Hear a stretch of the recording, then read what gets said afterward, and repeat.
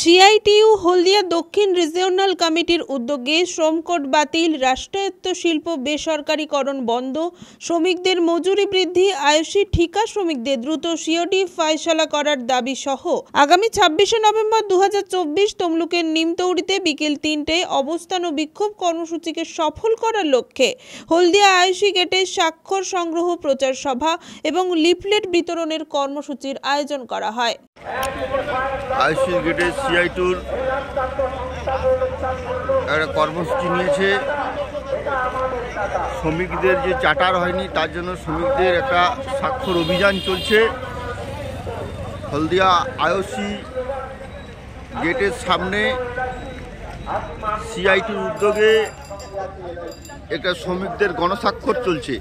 এই কর্মসূচি শ্রমিকদের গণস্বাক্ষর করে ম্যানেজমেন্টের কাছে সিআইটিইউ জমা দেবে।